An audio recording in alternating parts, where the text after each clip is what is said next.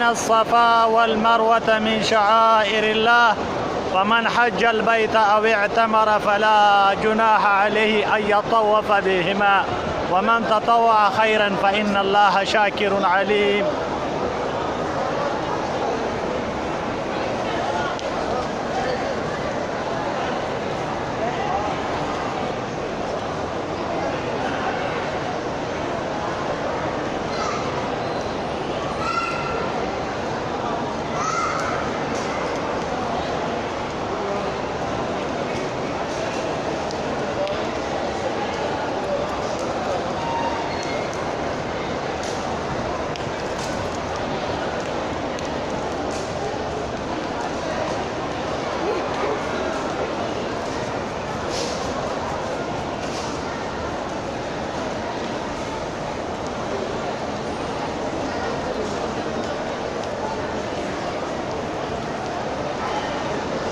ميلين أحزرين.